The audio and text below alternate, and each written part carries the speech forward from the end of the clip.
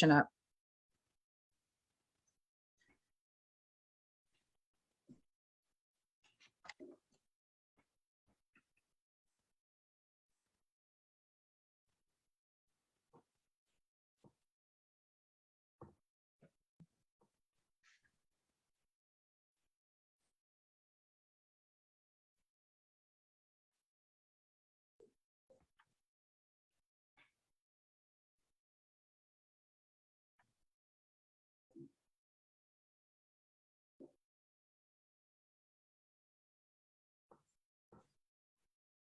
Okay, you're ready to start.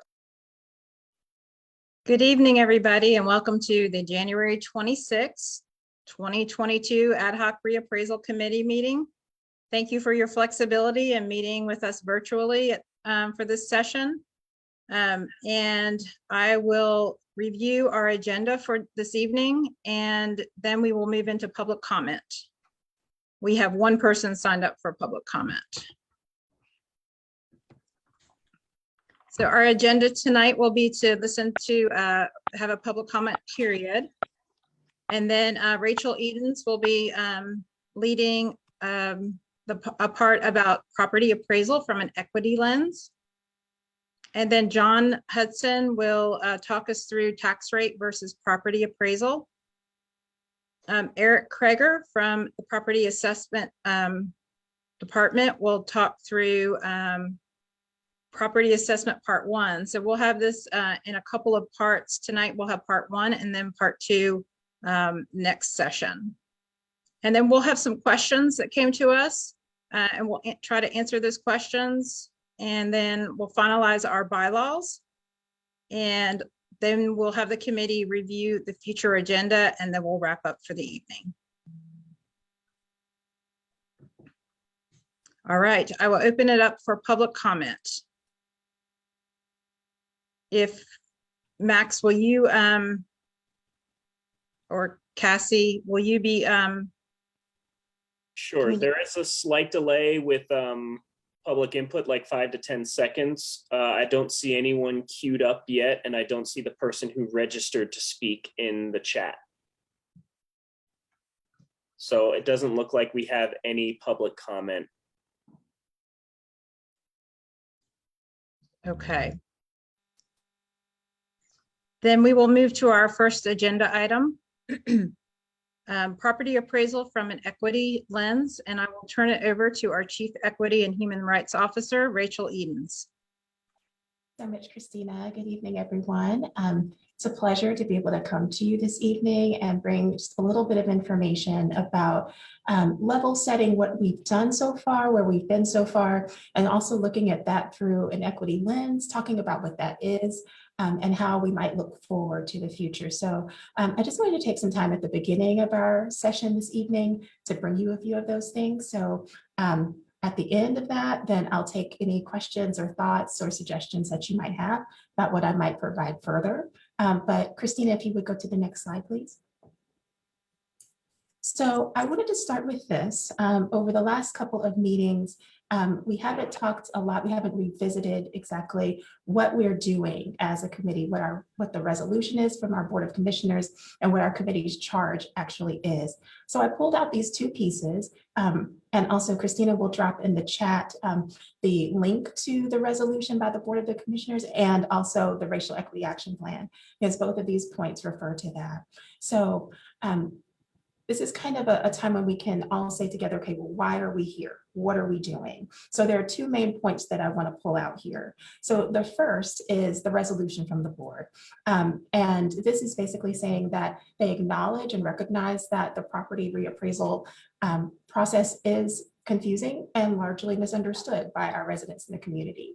And that there have been recent charges that the process isn't equitable. And so therefore we've come together as an ad hoc committee.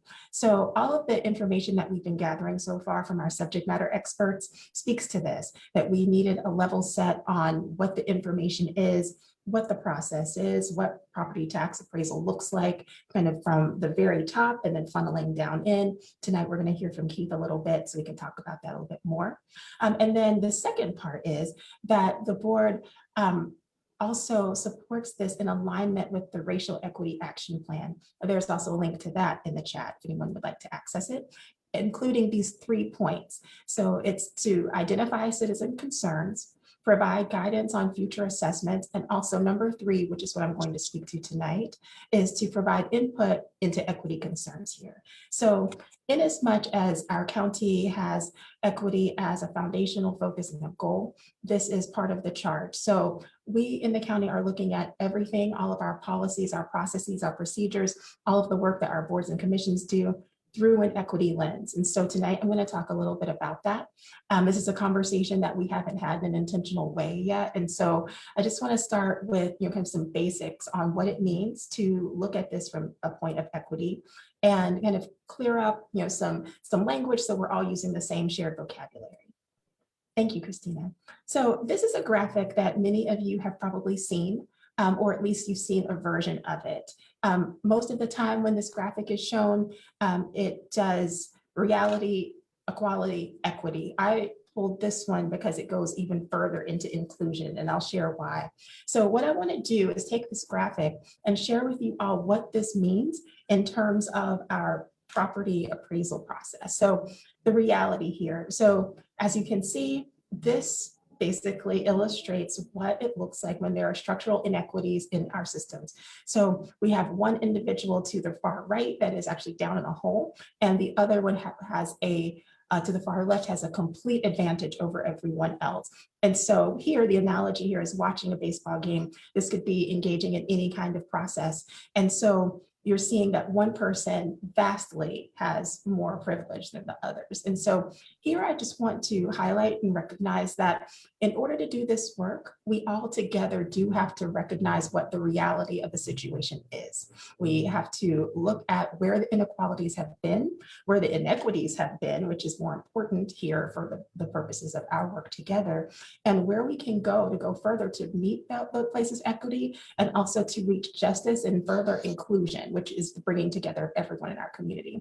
So I think in recent meetings, I've heard some people kind of throw around interchangeably the terms equality and equity. And I want to talk a little bit about those two specifically and why they're not actually the same thing, and why looking at this issue from a place of equality actually doesn't get us to the place that we want to be. So as you can see here on the slide, equality is having an idea of treating everyone the same. Everyone gets the same resources, the same chances, the same opportunities. And so as you can see here, the crates here are the same, but it didn't actually change the vantage point of the individuals. So it's really important that we move to the next piece and look at equity. Equity here is giving everyone an opportunity to have the supports and the system changes that they need in order to all be able to engage in a healthy and thriving manner. And so with the equality squares, you see they all have the same crate, they all have the same opportunities. As some people say, I was raised to treat everyone equal, and that should be good enough, but it's not, because we don't all start from the same place. And that's what you see to the far left in the equity and the reality, pardon me, slide. So when we look at equity, everyone is getting the support that they need. And that is what produces equity. I want to talk a little bit about justice and inclusion here as well. So with justice here, you remove the fence completely. So then there's not a barrier to engagement here. But inclusion is something I really want to talk about. This is not something that we've talked about yet before, but this is the involvement of everyone full involvement of everyone in the process. So you see here, the analogy is this baseball game. No longer are the spectators just watching what's happening. They're actually included and engaged in the process. And so to this point, all of the community engagement outreach that we've done, all of the invitations to have public comment, the invitations in from folks from the communities, folks coming in to share their experiences, like that's what we're looking for. We want full engagement. So it's not just that folks are watching what we're doing or have access to watch what we're doing. It's that they are actually sharing with us their lived experiences, which make our goal of being able to present this information to the Board of Commissioners later, a much more true and honest one. So when we think about this, I just want you to remember, and we'll bring this back up a number of times, that the reality is something we all have to face in order to get to a place of inclusion where all of us are actually part of the decision-making process here. But equity, that is where we've really been focused. How can we get everyone here to have the supports that they need? Do inequities actually exist? That is the charge here, but we need to identify if there are inequities in our current system, what are they and what might they be based upon? Christina, you can go to the next one, please. So I mentioned at the beginning that I wanted to do some level setting with where we've been.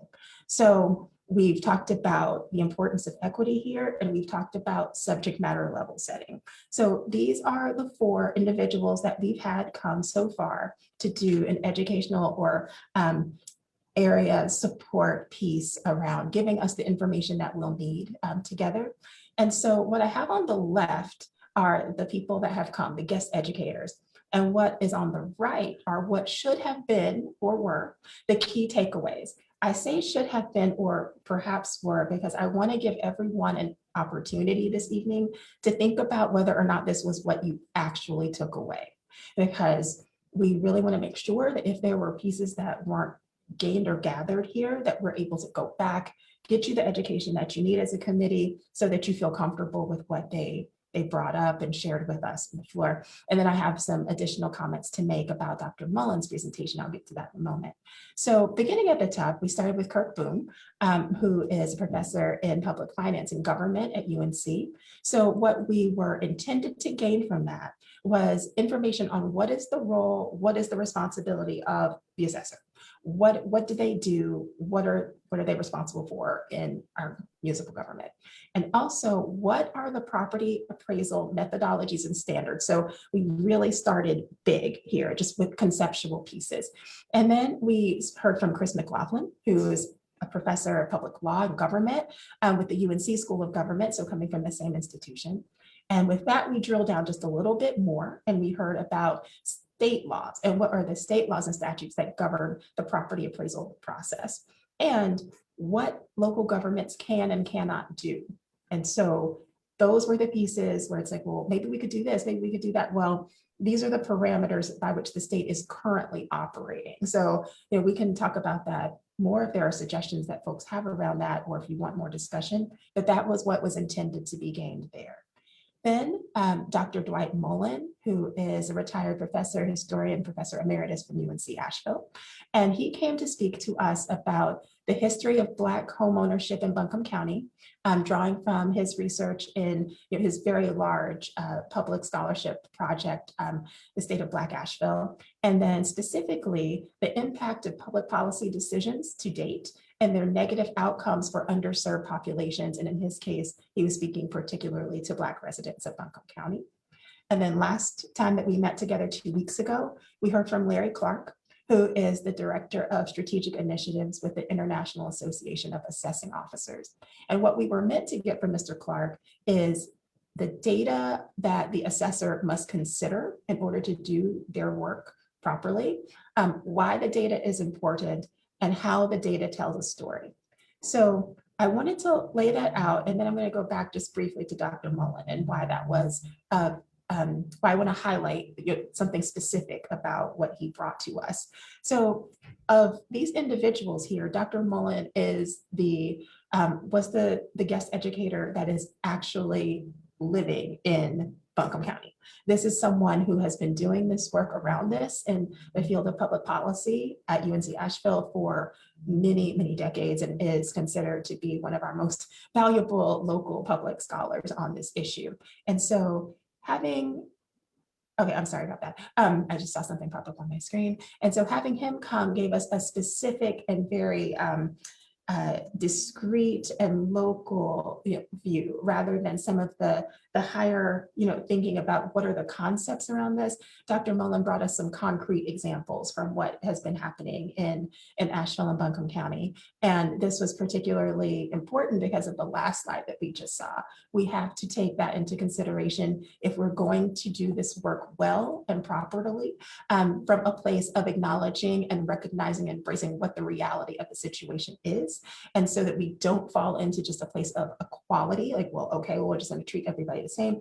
But to look at equity in Buncombe County, we have to look at what the historical pieces are, what has led us up to this. And I just want to also say that history here isn't as far removed as it might seem to some. I typically like to share with people is history is today, tomorrow. So we're making history every time that we say something. And so just because, it might not always be apparent to everyone in a community what the realities have been in the past and what realities still maintain, that was an important piece for Dr. Mullen to bring to us, because he was the only individual that was speaking specifically from the perspective of Buncombe County and also as a resident of the county. So with that, I just wanted to give those very high level pieces as we get started. I'd like to hear from the committee how I might best bring information to you or present any educational pieces to you further. And what might I do in order to help make this equity piece clearer, smoother? How can I assist? And I know as I ask this question, it's also a question of, you don't know what you need if you don't know what I have to offer. And so I realize that this might be very broad, but in thinking about the four folks that we've seen so far and what the key takeaways were meant to be, what might you need, or what might you want, or what might you have questions about where the inequities, the biases, either recognized, implicit or explicit, in this work might lie. I'm glad to pull any information for you. I have a number of readings that I could share. There's short videos that I can share. So as we go further, I know I'm coming in just kind of at the halfway point of our work together, but as we go further, each session I'll bring something related to what we're doing in helping us to recognize the work from an equity lens. And so I just wanted to put that out there before we get started, and I'll open the floor briefly in case any of the committee members have questions or suggestions that they might want to see, but otherwise we'll continue to work together on this as we move forward through the process. Thank you, Rachel. I'll take a pause here and give an opportunity to any of the committee members if they would like to make any comments or have any questions. I have a question. Yes, sir. Is it possible, you said at the very end that you would bring information as we meet. Is it possible for me to look at this information prior to the next meeting so that I really could have some intelligent questions to ask you? Yes, sir. So I think what I'm hearing you say is that if I have information to share with you all, can that be shared out with you before we have the meeting so you can read it, digest it? And so absolutely, yes.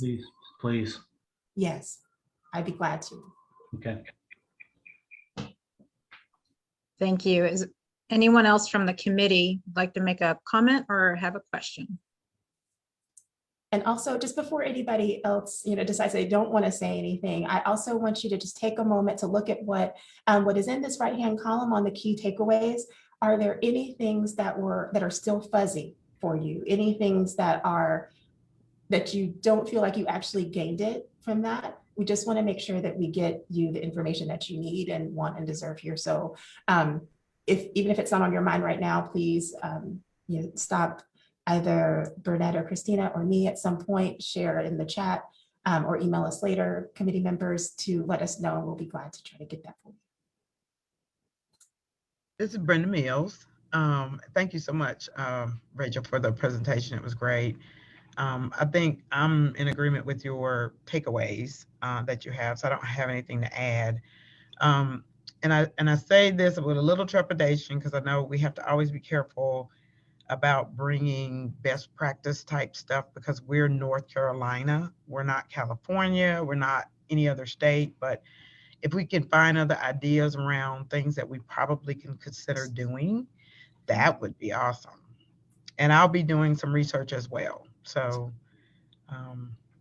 like I said, Keith, I say that with a little trepidation just because we are in North Carolina. But if there are things we can consider or modify that might be helpful to our community, that would be great.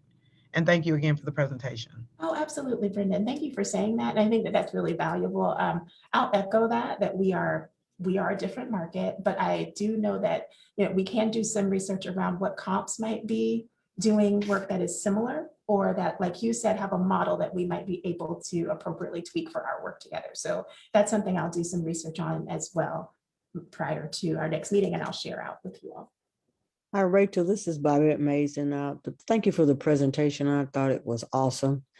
I wonder if we could get more information. Chris McLaughlin, as he spoke, the takeaway that I got was what local governments can and cannot do.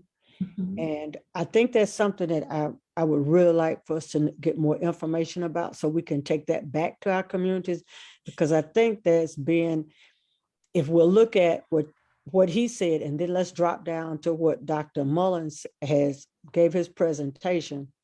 When we go out to people that, say, for instance, in my community and other communities like mine, they may not know all these things. So what local governments can and can't, when we talk about what they can do in other states and larger cities, that's not really getting down to the people that we serve in Asheville and Buncombe County.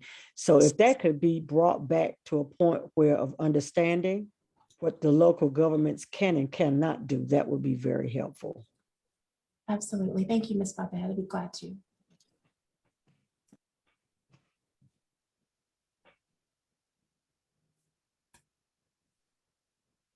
Okay, and with that, I'll turn it back over to Christina. Thank you, everyone. Thank you, Rachel. We do have one person on the line that has joined us that does have public comment.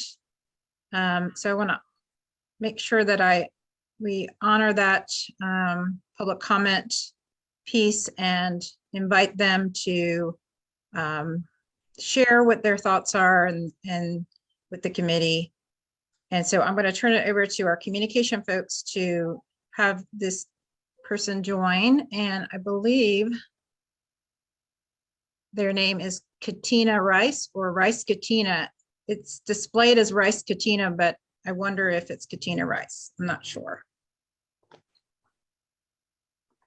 I went ahead and gave access to them to speak. It might take a second or two. That's fine. Okay, can you hear me? Yes. Hello? Yes, we can hear you.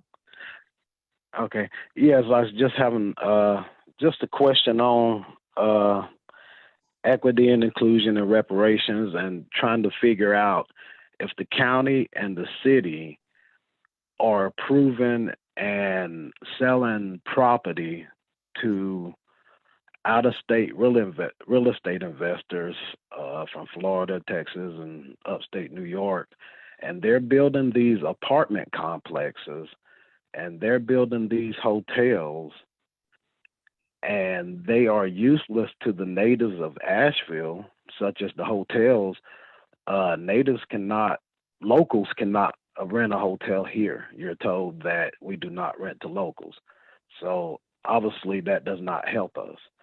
The tax money from it, as we see, as I see personally, a personal opinion, in the county, there is no more incentives for people to pay higher taxes. I mean, the county doesn't do much more than just sell property. The trash service is about the same. The water service comes from the city. It's about the same. So there's no incentive to pay a higher tax. As far as your hotels go and the apartments are unaffordable. Nobody can afford them. Most of the people here are from Tennessee, they're roommates. They're not really full-fledged families. They don't have like a half-acre lot for their kids to go out and play on. And if it's unaffordable, but yet they're paying all this money, why does the money leave Asheville? It does not stay in Asheville, so it cannot possibly help us any ways of approving any more apartments. So I was just wondering if somebody could tell me how this is going to work if we keep selling the land and not putting reparations first before we sell the land to see if Black people can use the land or not. And that's all I have. Thank you. Thank you very much.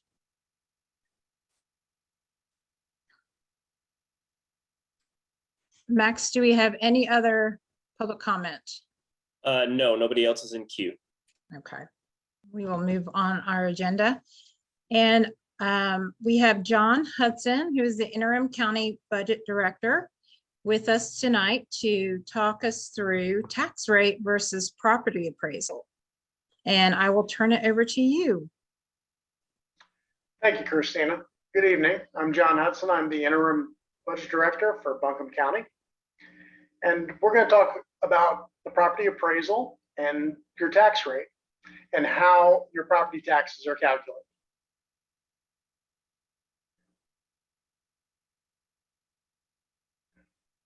So your property taxes are calculated using both the appraised property value and the tax rate.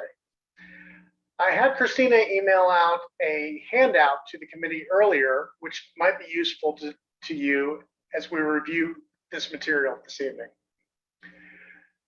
We start with the appraised property value of your property. This is what the property assessor assesses the value of the property. So the tax assessment department for Buncombe County comes up with the property value based on their research and best practice. So we take this appraised property value and we divide that number by 100. It's then multiplied by the tax rate. The tax rate is set on an annual basis by the Board of County Commissioners. And this tax rate currently is 48.8 cents per $100 of taxable value. So this is why we divide the property value by 100 so that we can then can use the tax rate, the 48.8 cents, and that equation will then equal the property tax, in this particular case, for Buncombe County. So that will be your property tax for Buncombe County. However, most people in the county live in some jurisdiction that taxes them above and beyond what Buncombe County taxes. So while those are Buncombe County taxes, you may live in a fire district that provides an additional tax. You may live in one of our municipalities, such as Asheville or Woodfin. They have their own taxes. And then Asheville also has a school district in certain areas of Asheville, which has its own tax. So you may have a different tax rate based on where you live. And those tax rates vary. And that's included in the handout that I sent out earlier this evening. So I'd like to go through an example of how the tax rate is calculated. So this is a real world example of a home out in Leicester. And so I wanted to go back to tax year 2020 before this most recent appraisal. This particular home had a appraised property value of $281,500. When we divide that by 100, that number is 2,815. In the tax year 2020, our tax rate was actually a little higher in Buncombe County. It was 52.9 cents per $100 of appraised value. This particular home is also subject to a Leicester Fire District tax, which is an additional 14 cents per $100 of appraised value.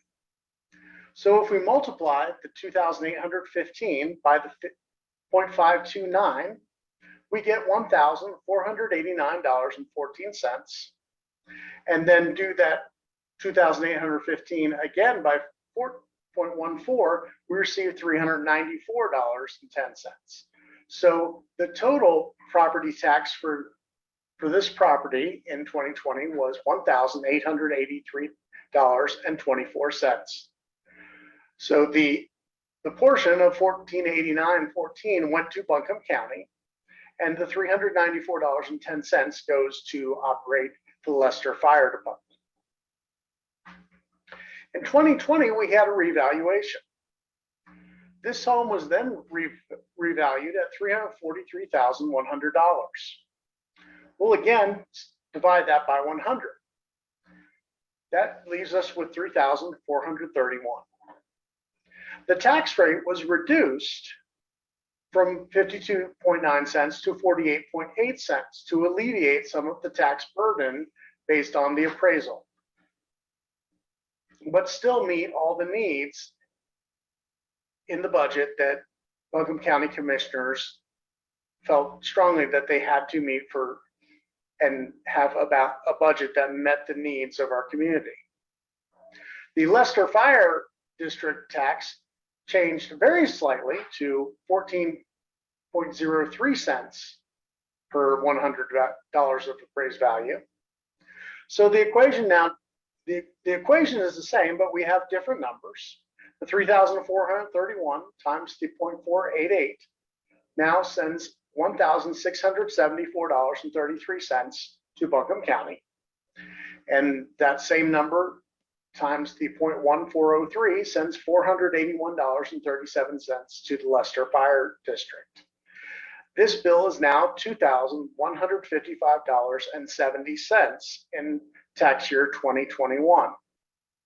Now, while there's a difference of $61,600 in additional appraised value, that's the difference in appraised value. That's the appraised value of the home. That's not a tax value, that's the appraised value. The actual taxes changed by $272.46 based on that new appraisal. So this actually results in what we see almost a 22%, 21.9% increase in the appraised property value, but the taxes did not increase by that much. They increased by 14.5%. So this is an example of how the tax rate is calculated, how your property tax is calculated by taking your appraised property value and multiplied by the tax rate. So that's what I have this evening. And if there are any questions, I'm happy to answer them. Do any of the committee members have any questions for Mr. Hudson? We are going to, the next slide will be a video, a short little video clip that we borrowed from another county to illustrate and kind of illustrate a little bit further what John's talking about. But before we do that, I'd like to open it up to any questions. Christina, hi, this is Debbie. Hi, Debbie. Both presentations have been really helpful, I think. So thank you so much, everyone. I think these slides, or possibly all of tonight's slides, might be helpful for us to take to our communities. And I mean, that's a nice little handout kind of thing, or at least an example we could point to say, here is an example of something like that. That might be helpful. Plus the rates that he sent us earlier today, or you sent us earlier today. Thanks. Thank you, Debbie. Any other committee members have a question or comment? And Christina, I'd just like to add that if you look on your tax bill, you will see the itemized types of tax you're paying by Buncombe County, by municipality or district. It should be itemized on your bill. And you can also look it up at our Buncombe County tax lookup site and see prior years as well. Great, thank you, John. I will move on, advance to the next slide, and Max is going to actually be pulling up the video for me. It looks like there's a question. Melanie. Okay. There is actually, do you have an explanation for, and maybe, no, it's not. I don't think it's on the second page. I just want to make sure I didn't see it. Of the locations for these districts? There is a fire district map. I will see if I can find it and get it out to Christina. The city of Asheville runs its own fire department, so most of Asheville is not subject to a separate fire district tax. Both Black Mountain and Weaverville have fire districts, but they're run by those municipalities. So we'll see if we can if I will find a map and get it out to Christina for distribution, and then we'll see what we can get done. Thank you. Just trying to decipher where all these locations are. So I appreciate it. Very good presentations, both Rachel and you. Thank you. And I do want to also say that Keith has said that my 21.9% increase on this property here is over a 4-year period. So it's not, while it feels like it's 1 year because it just happened last year. It held its appraised value for 4 years and then moved to the new rate. Good point. Thank you, John. Mr. Hudson, thank you for that presentation. That was great. We appreciate it. And also Ms. Edens, thank you for both your time and expertise on this stuff. So I did get some public feedback from Buncombe County citizens around. And Mr. Hudson had mentioned it, there is a tax bill lookup on the Buncombe County website. And I have gotten some community feedback around there are a couple of municipalities that don't post their tax bills on the Buncombe County lookup page. So if you go and look somebody's tax bill up, for example, in certain municipalities, you only see what they pay to Buncombe County and don't see what they pay to their particular municipalities. And of course, you can do your own calculations and figure that out. It's pretty simple to do that. But for transparency, especially when we're talking about a conversation of, trying to be as fair and transparent and equitable, just some feedback that, might be good to look at that and maybe be a little more transparent with that. So. Yeah, and I apologize, Mr. Hunter, for not being completely clear about that. The Buncombe County does have contracts with Woodfin, Black Mountain, and the city of Asheville for collecting taxes, which we then remit to those municipalities. So those should be on the bill if you live in those municipalities. We have just signed an agreement with Weaverville this year to collect their taxes as well. So Weaverville taxes may have come in a separate bill prior, but they should also be included in a consolidated bill. I think the only one that you didn't mention, but you did mention Weaverville, which was one of the ones that I'd gotten feedback from some folks in the community. But then the only other one that is sort of outstanding, I think, is going to be the town of Biltmore Forest. And so, is there a plan for those to be on the Buncombe County tax website on the lookup portion of that? Well, it would be on our lookup if we were collecting the tax for them.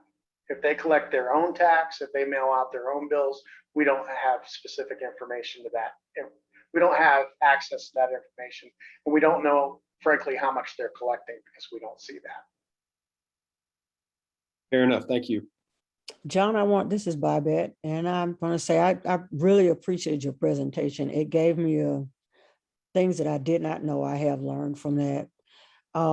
What I would say is that I wish there would be a time when communities, we could get communities in one place, especially some of the, like the East End, Valley Street, West Asheville, Shiloh, Montfort District, if you could get together and maybe do a presentation where you would break this down for them, because people really, a lot of people don't get on the website, a lot of this stuff they don't understand. I can understand this because you laid it out really good. Some people that I talk to they don't even know what their tax is, what it's for, what does it go for? And I think that would be something that maybe in the future, that something that we could pull all the communities together or separately go to the communities to celebrate time. Because I know the people in Shiloh would really be interested, because we live right across from Biltmore Forest. And our taxes, we have a lot of seniors, the taxes keep going up because their houses are paid for. So I think a better understanding, because they've never known this before. I've never known this before. And so this is an experience for me. So if possibly we could do some things in the future to educate people more, for, like he said, like Jonathan said, for transparency, I would hope that would happen. Thank you. Well, and I just would like to also put in a plug in. We are actively at work right now on the fiscal year 2023 budget for the county. And we will have work sessions with the county commissioners on the budget that will be public meetings and televised in March and April before we look at a budget message going out in May.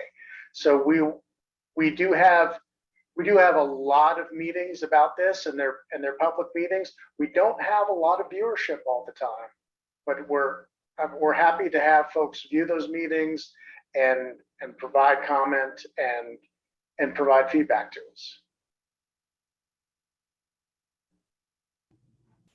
John, this is Brenda Mills. If we can get some idea around when that information will be out, we will help support the county to do some targeted outreach and ensure that we have at least some representatives from those communities and other communities to be here. Thank you for that. That'll be great.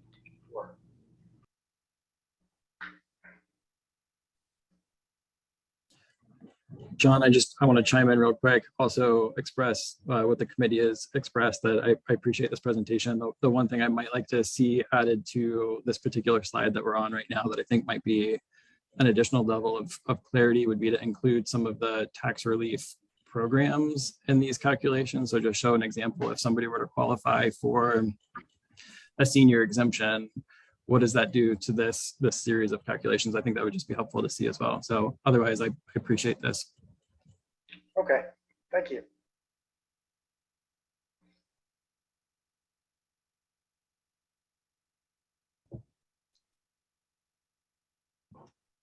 All right, well, thank you very much, John, for this presentation.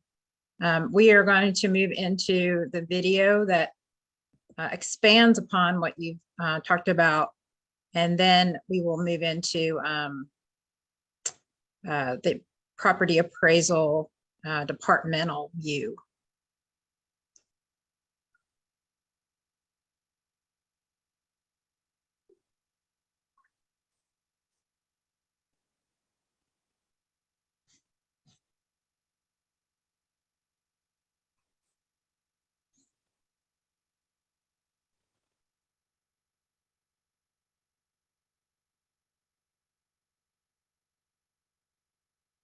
Sorry, 1 second.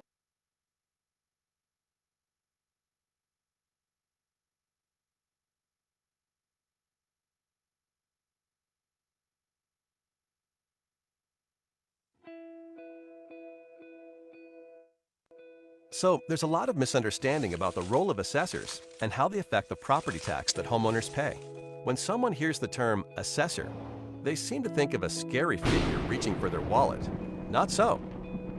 Assessors don't set tax rates. Assessors don't chase tax dollars. An assessor is interested in fairly determining property values, and they take great pride in it. Property tax is determined by a simple formula. Assessors only affect one of these variables, the value. And they do so with incredible accuracy. Assessors aren't tax collectors or even tax setters. They're just fellow taxpayers, and their primary goal is to make everything fair and equitable. Imagine that you're in a restaurant with two friends. One orders a hot dog, one orders a plate of caviar, and you order a steak. the waiter comes to the table with a total bill of $100, but he doesn't know how much each of you should pay. If everyone paid the same amount, the guy who ordered the caviar might be happy.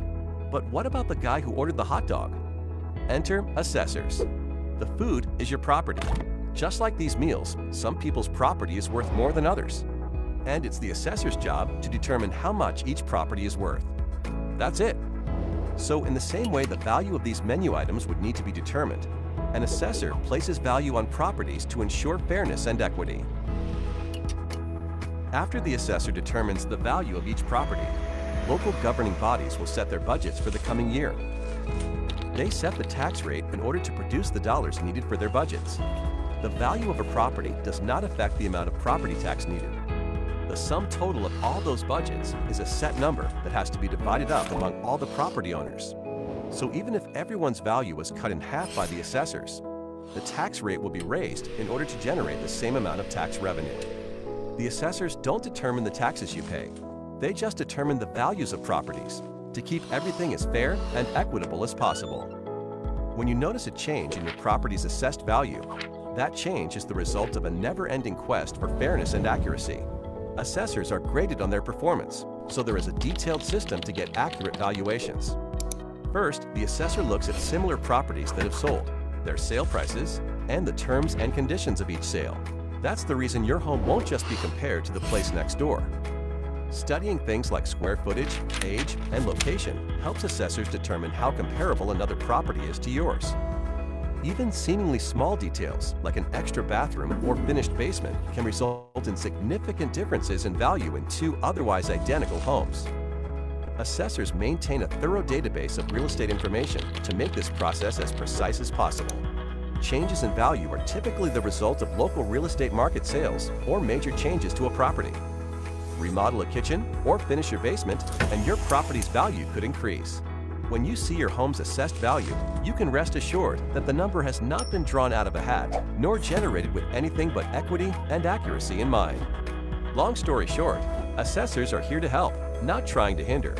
Their focus is accurate values, not tax collection. The only things an assessor chases are fairness and equity, and they take great pride in it.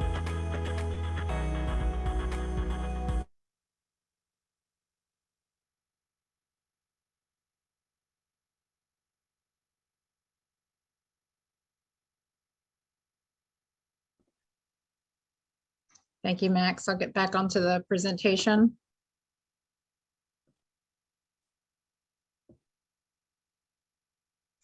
Any thoughts or comments on that video before we move forward with our property assessment department? Anybody want to make a comment or have any questions?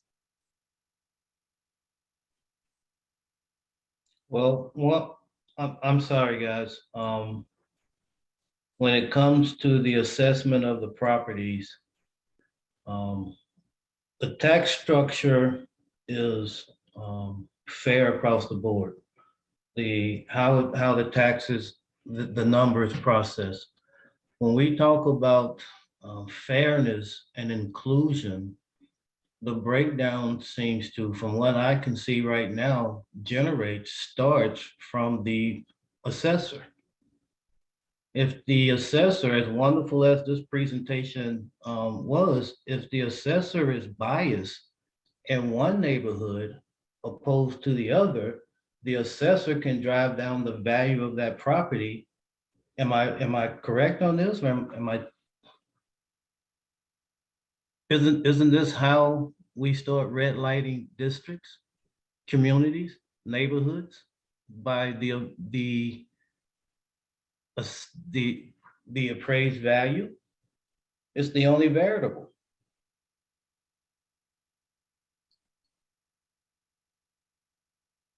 I'm going to look to Keith or Eric to answer the question. Sure. I would be happy to comment. Thanks, Dwayne, for the question. Actually, the value is not the only variable. The tax rate is also the variable. So in even John's presentation, I think what John is trying to bring forward is that regardless of what the value is, there's a tax rate that has to be set to generate revenue, generate your tax bill. So both are variables. One can go up, one can come down, one can come down, one can go up, and they can offset each other. A lot of different things can happen. So both are variable. But you are correct that the value is part of it, and the value is part of the equation, and the value should be correct. And then when you apply the tax rate to it, then you should get a fair tax bill. But does that help, Dwayne, answer your question? I think, and it helps me solidify what I feel my role is, and that's to make sure that the bullseye target illustrate. I would just like to make sure that that bullseye includes everyone in the community. Yeah, I would agree with that. Okay. Thank you. All right, so we'll turn it over to Eric Kreger, who's a tax systems analyst with Buncombe County Property Assessment Department. And if you want to advance to the next slide, I will turn it over to you, Eric. All right. So I'm gonna start off with the organization chart of the department, and then just do a quick run through the basics of the appraisal department, the workflow, and have an example of that workflow, and also the overall numbers performed each year by them. So let's go to the next slide. So what you can see here is an organization chart. It's the entire department. Obviously keeps the assessor, and he has several departments along within assessment.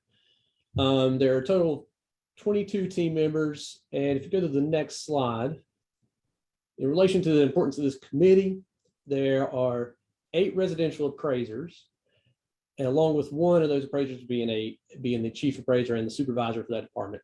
And if you can go to the next slide, 2 commercial appraisers as well. And then the next slide, there's 1 analyst, that's me. And so that's the layout of the department in relation to real estate property assessments. So if you go to the next slide, please. So a little bit about the staff certifications that we have to do. So the importance of these certifications is to represent to the community, the citizens, that we have a well-educated staff and they can have confidence in the numbers that we produce. And our staff, they have to attend regular classes and courses, seminars to maintain their current certifications to achieve new ones. So you can see right here, if you look under the 3rd bullet point of that first one, so it's North Carolina Department of Revenue certifies all county appraisers and assessors. Basically, what I just said, they must meet minimum education requirements, and they must complete minimum education for the continuing education requirements. So DER has 3 levels of real estate appraisers, 1, 2, and 3. We have 5 level 1s on staff, 4 level 2s, and 3 level 3s. All level 3s are the supervisors. And also, just as an extra, we have 4 appraisers on staff that are certified through the appraisal board to be independent appraisers. And also, the Real Estate Commission licenses real estate brokers, and we have 2 of those on staff. So another one here, the big one for our department, is the CEAA certification. It's the IWO, International Association of Assessment Officers Certificate of Excellence in Assessment Administration. We achieved that in 2019. It was a big group effort. And it was a really detailed review of all the inner workings of the department. It's a 7-month process, and it resulted in a report and generated by us and eventually approved by IWO. It's not a common designation, and it's not a normal thing that every county goes through. We're only the 3rd in the state to achieve that designation. Next slide. So here's a general overview of what an appraiser does in relation to one type of workflow. So this is a new construction. Basically, it's for anyone trying to build a new construction. Now, new construction could be a new home, an addition, a deck, it can be renovation, so on and so forth. So the first step is to go to the municipality in which you live and pull a building permit. And it's pulled a permit in office by the property owner. And then that permit makes it into our assessment database, otherwise known as the CAMA system, where we receive all this data and we perform analysis and to generate the tax values.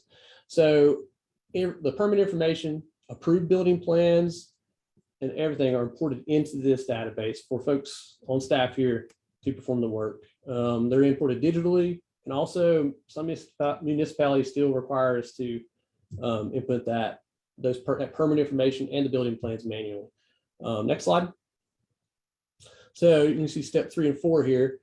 So the appraiser reviews the document for any pertinent information, things like estimated costs and the type of work being performed, like an addition or a deck, anything like that. So, if the approved building plans are submitted, we'll also review those, sketch them into the system, and if needed, depending on the type of permit pulled, a site visit is going to be performed, and then data can be collected there. So what type of data is collected? You're verifying measurements and checking in on the construction progress in order to determine, what percentage of completion that project is at. So, and until that permit's complete, site visits, data checks, things like that are performed in order to track the progress to update that valuation. All right, next slide. So the appraised value of the property is certified on January 1st of the upcoming tax year. Non-reappraisal years, notices are mailed to property owners whose value changed for the upcoming tax year. Not all owners get a notice on those years. Just like the example we went through, the person that pulled the building permit, their value changed for the upcoming tax year, they would get a notice. But if you didn't do or perform any improvements to your property, didn't sell your property, didn't subdivide it, you will not receive a notice in that year. If it remained the same as it was in the prior year, you don't get a notice. Now on reappraisal years, all property owners in the county, they get a notice. Everyone gets one, just like in 2021 that we just went through. And on January 1 of each year, this will be before folks get their value notices, and typically the reappraisal notices as well. But the appeal period begins on January 1 and it ends in mid-April of each year. So I'm going to talk about the appeal process. Oh, next slide. Thank you. So if any property owner does not agree with their property assessment, they can file an appeal within the appeal period using a few different ways. Folks have done it through mail, they drop them off in person. Sometimes folks will call. They don't have the means to get on the web. They'll call, and someone on staff here, they'll mail them the appeal form for their parcel, and the citizen can fill that form out and mail it back in or drop it off. Also, the preferred method, the easiest, most streamlined method that we have right now is online via the website, which is taxappeal.buncombecounty.org. You can see on the lower part of the screen there's a little snap screenshot of the link where you can appeal your property value. That was for the reappraisal year. The 2022 year, this year looks just like that. And then to the right, you can see the beginning screen of the real estate appeal process. So one quick thing too, if you don't know your parcel ID number, there's a little link at the bottom. You can't find your PIN, click here. You put your address in, then you can copy your PIN number from your record card. All right, so next slide. All right, so back to the workflow a little bit. Oh, that's a duplicate slide, sorry. Next slide. So after you have submitted that, your PIN number, it'll steps folks through the appeal process. So this lays out the informal appeal process, is what you're seeing on the screen, obviously. So it's the very first appeal you would file. And each step that you see is accompanied by a video that's a tutorial of how to fill, what to do, how to fill the form out, how to use the Comper software, and pretty much explains every step to you. So once you get to step 4 and you submit, you'll receive emails about your appeal, that it's in process. And when you can also contact your appraiser. If I include the above portion of the website, There would be a link there to email them. There will be their phone number, and most appraisers even have a picture of them on there. But that's not included on this presentation, but it is on the website if you choose to appeal property. Eric, we have a hand raised. Ori. Yes. Sorry, Eric, I didn't want to interrupt you, but I just had a question about appeals real quick. So the appeals window that's open right now, right, from January to mid-April, are the folks that are able to appeal right now only those folks that have had their property readjusted this year, or is it open to everybody again? That's a great question. It's open to everybody every year. Okay. No matter what. So if you didn't do anything in 2021 and you just didn't have time to appeal, or you missed the window, you can appeal the following year. Yep, that's a good question. So let me see here. Yeah, so you can contact also if you need step-by-step guidance through this process. You can just call the appraiser and they can step you through it too, or anyone else here on staff can do that. Okay, let's go to the next slide. All right, so this is the overall appeal process. This is part of the workflow because the appraiser is always involved in just about every step of this process. So once the formal appeals being reviewed, comps have been pulled, analysis has been performed by the appraiser, and they review the property owner's information, why they feel like their property value is incorrect and what they believe it should be. The appraiser is going to make a decision on the appeal. So the owner also has, if they don't agree with that decision, majority of them do get decreased. If the property owner doesn't agree with that decision, they can file an informal appeal within 30 days of that previous decision. And then they have the opportunity to provide more information there as well. And eventually it could make its way to the Board of Equalization and Review. And I think we went to the next slide. Sorry. Can you go back? Yeah.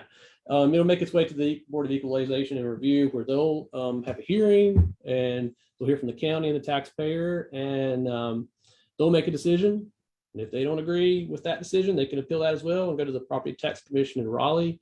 And then if they don't agree with that decision, you can go to the Court of Appeals. So, all right. So that's the overall appeal process. And the appraiser that's assigned to these parcels is involved every step of the way. They prepare the books and the data, everything for that appeal. So the taxpayer provides their own information, but they also provide, the appraiser provides it for the assessment staff. All right, so next slide. Okay, so transactional data, drilling down more into the overall numbers of their department, the appraisal department. So this is kind of like a higher overall workload level, and we just call it transactional data. So here's some of the main examples. These are based on 2020 numbers. So these are things that can affect property value. These are transactions that come through the system that creates work activities for the appraisers. So each one of these things that you see on the screen, each one of these transaction numbers, it's time and effort and analysis and research and to get valuations correct, to have an informed decision on property values. So let's go through them real quick. There's 12,500 or so real estate transfers produced by Land Records Department.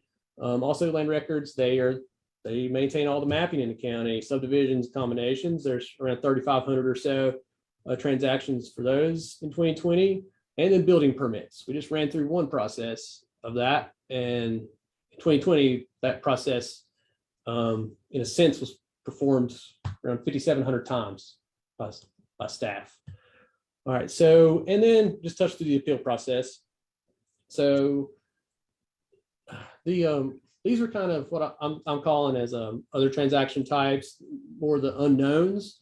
Ownership transfers, land records work, and building permits are, I consider that to be known things. Those are what we do on a daily basis. Appeals, reappraisal or reval reviews, site visits, anything else that might come in through research or citizens might call and ask us to look into something. that creates additional work. And we had around 7,900 of those in 2020, close to 30,000 in that year, or close to 30,000 on average. So if you go to the next slide, please. So the sources. So these are all the stakeholders. I mean, what happens in these departments and within these stakeholders creates work or opportunities to work on our data. So the Register of Deeds, that's where all the plats are recorded, deeds are recorded, you know, things like condo declarations. You know, condos are going up everywhere. So condo declarations, you know, land records has to figure out what the ownership is happening there and how many condos there are. So that creates work for the appraisal department. Permits and inspections. So there's different inspections and permitting departments. The county, City of Asheville, Town of Montreat, Town of Black Mountain, all have different methods and different ways for us to receive their information. Asheville and City of Asheville and the county are digital. Montreat and Black Mountain are not. So we enter that data manually. We even go to Montreat in person to get permits and plans. And citizens. Citizens contact our department on a daily basis. We talk with them. They may produce some information or evidence that there could be data hygiene issues with their parcel, or they may have an improvement to report. They can also go online to the property record cards and actually submit, look at their information and what they are being assessed on. And if that information that they have is different, they report it through it digitally through the record card site. DOR, North Carolina Department of Revenue. They have that on here because the random data sample for the sales ratio reports, we report those quarterly to them. It's a random sampling of all the transactions of the property sales within the county, and that creates some work for us. We have to produce those. We have to make sure those generate the qualified sales for them and report to them so that they can see our assessment versus sales ratio. And internal audits and reviews. Here on staff, we're always auditing our data, reviewing any issues that may come up. You know, we have different departments, so mainly land records. They will do some ownership research or mapping research, and it may create and generate some work for the appraisal department. Next slide. Okay, so just touch real quick, just a few more slides here. The land records department, I was talking with them earlier. They're responsible for all listing and ownership and mapping, listing of ownership and mapping related data in the county. You know, all the transactions created by land records are sourced from recorded documents like the register deeds, clerk of courts. You know, it's all deeds and wills, and mapping transactions, which is that 3,500 number I had earlier. That's going to come from subdivisions, combinations, and acreage adjustments. Basically, new surveys recorded, new deeds recorded, they can create those as well. All right, next slide. So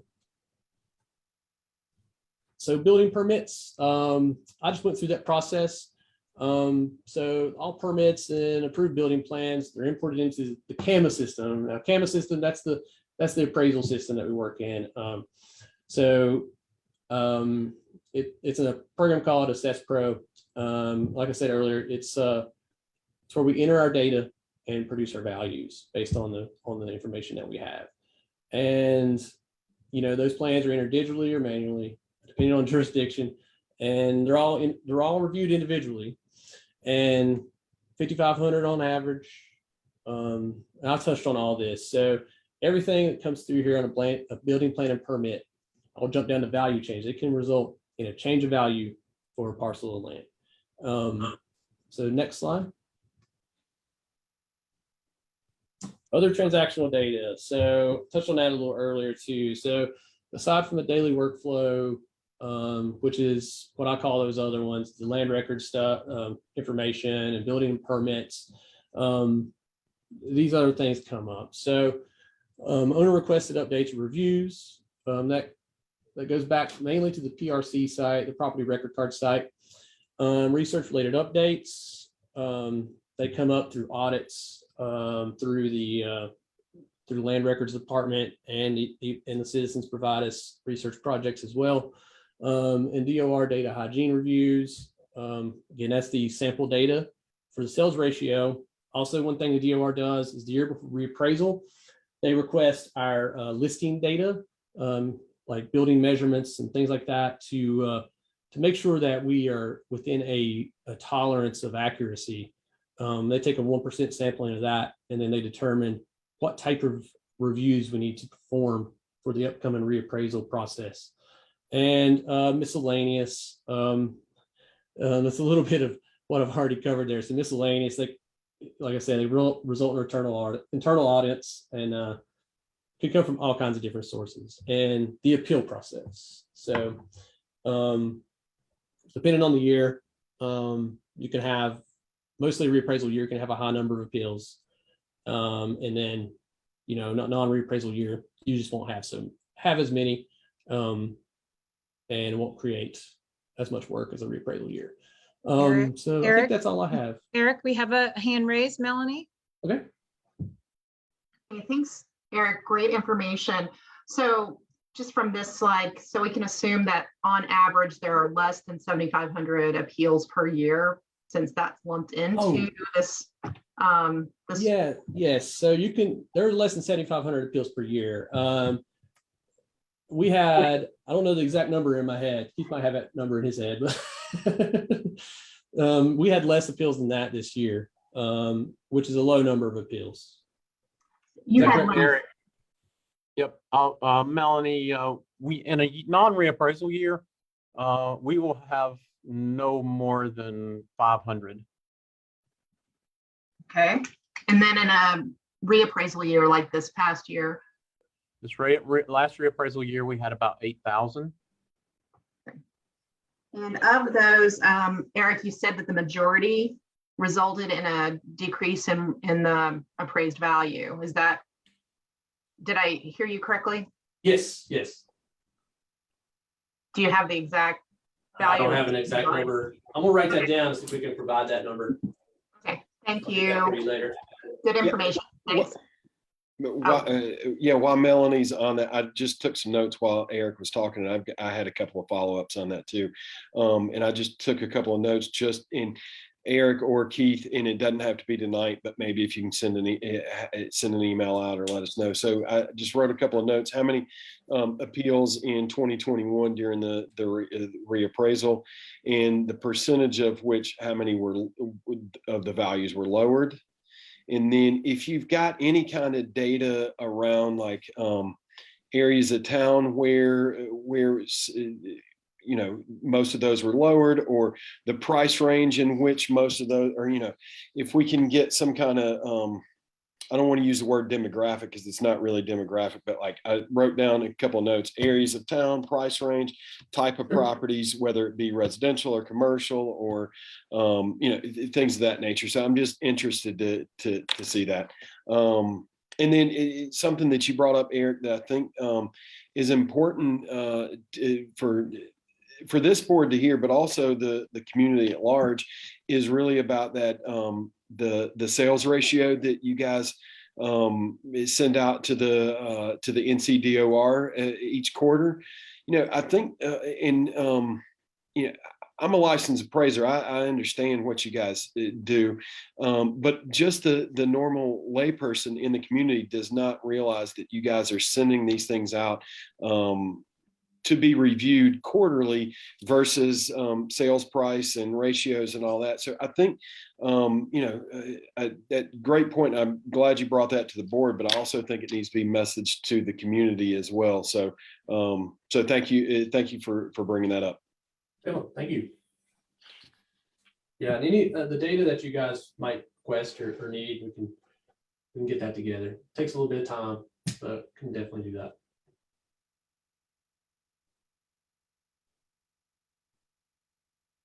I think that's the last slide, I believe, right? Yes, it is. Any other questions?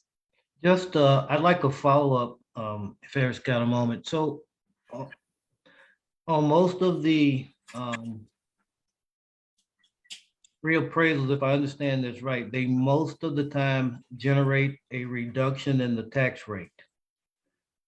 If, No, not the rate, it would be the overall I'm market sorry, value of not the the rate. parcel. Right, right. I'm Yeah. sorry, not the rate. Right. Can you explain why come if everything is so precise to begin with, why are so many of them automatically it seems to be automatically reduced? And is everyone aware that if you appeal, you will more than likely get a reduction in your tax bill? Dwayne, I'll try to answer that for you. Here's one thing I think also that we tend to forget is that the appraisers in this office will never go in 99.9% of the homes in this county. We never see the inside of your house. So a lot during the appeal process is information that's being provided to us. So you appeal your property value, you tell us that the interior, the condition of the interior of the house is very poor, or you have a 50-year-old house and the bathrooms have never been remodeled. You may be telling us stuff like this in the appeal in which we don't know. Okay, we have no way of knowing that until you share it with us. And that's what's very important. And I tell this to people a lot, is that go online, look at your property record card, make sure everything looks correct. Even in the appeal process, send us photos, share anything that you can share with us. Because again, I have never been on the inside of your house ever. So I don't know what it is. That is not what we do. We don't ask to come in. And the only time that we would come in is that if you appeal it and invite us in, then we would come and with you do an interior inspection. I think that is the biggest issue right there in the appeal process with that we find, is that people need to share the information with us. Because I think a lot of people, when they find their value maybe is too high, they will soon realize, well, this is why. I know now, Keith, why it's too high, because you didn't know this. So that's very important. Okay. Yeah, I think we. I want to follow up too, Dwayne, with the question that you had earlier and remind everybody. We've talked about this before, I think, but I want to remind you too, is that remember that when you're talking about equity and assessments, and remember that I have no idea either who lives in these houses. Okay. Nowhere in our database do we have any flags or anything that tells us who lives in your house, who lives in the house next door, what income bracket they may be in, what the race, what the sex is. We know none of that. Okay. So we have no way from our system to generate any kind of valuations any different from one person than we do the other, because we don't do it by the person, we do it by the parcel and by the house, by the structure, not who's living in it. Okay, so I just want to remind you, we've talked about that before, I know, but I want to bring that up again when you talk about value. Okay, I'm sorry, now I interrupted you. You go ahead and ask your question. Well, one of the things you said earlier about the tax structure is fair across the board, although it may change from year to year. That's going to be applied equally across all communities, correct? Yes. Yes. Buncombe County has to have the same tax rate across the whole county. Okay, they cannot have a different tax rate between property types or locations. But where you will see a variance will be in the municipalities. The municipalities can set whatever they want, which will be different than the county. Mm-hmm. And then if you're out in the county, the fire districts will be different, because each fire district can set a different rate, but the same rate within their district. They can't have multiple rates within their district, but they can have a different rate than the adjoining district. Does that make sense? Yes. Yes. Okay. Yes. And as a layperson, every time we meet, I feel like I'm getting an education.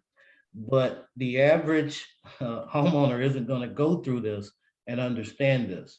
So I'm just wondering how we can better assist you, because there seems to be a great informational gap that we have here. Well, Dwayne, I would agree. Now, I'll go back to the question that Melanie asked, because I'm going to share this with you to answer that question. I have done now 6 reappraisals for Buncombe County. And the first reappraisal that I'd done for Buncombe County, we had about 18,000 appeals. Okay. Every time we do a reappraisal after that, the number gets lower and lower and lower. So we went from that point to now, the reappraisal produced 8,000 appeals. Now, I'm attributing to that education. We continually try and educate the public, okay, about this process and about how the process works and how the process is better and how you need to share information with us. And as our data gets better, then the appeal numbers go down. So you're correct. Education in this tax business to help people, which you just said, you probably know a lot of people who does not know what we talked about tonight on about how to calculate your tax bill. Everybody should have that information.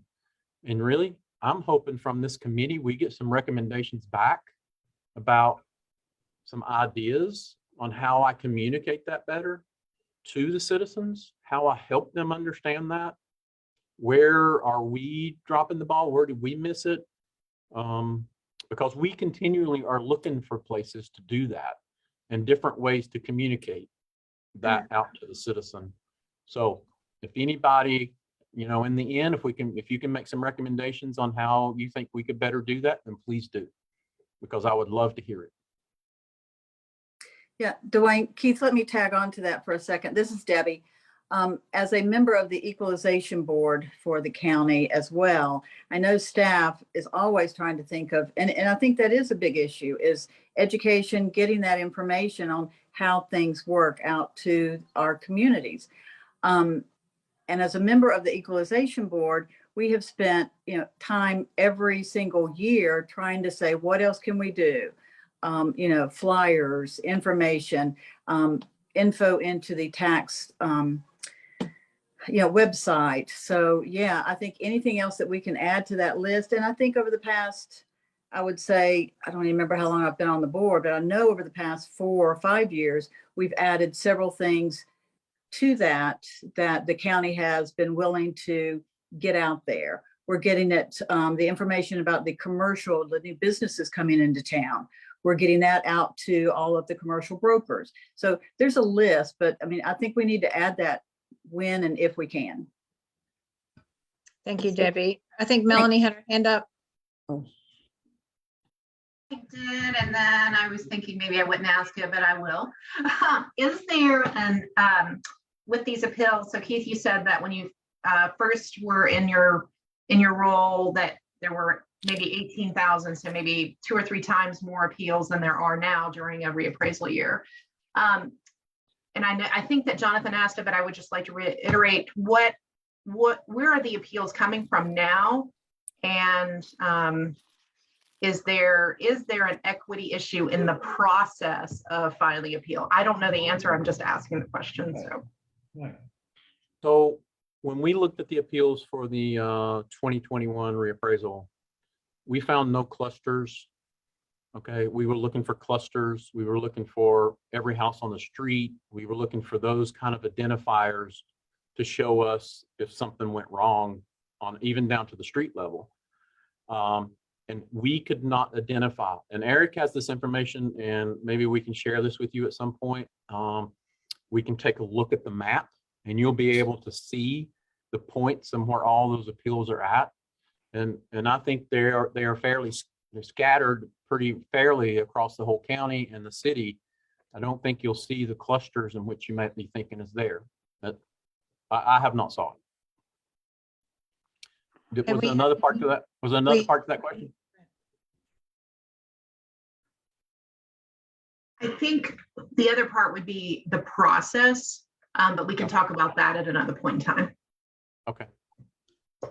Bobette, you had your hand raised? Yes, I was just kind of going over what the process of just the assessments. I think about people that have paid their homes off and they're on fixed incomes, and the equalization of their taxes continue to go up, but everything else is going up, and they're not getting what they're not making. They're on, limited income, those kind of things.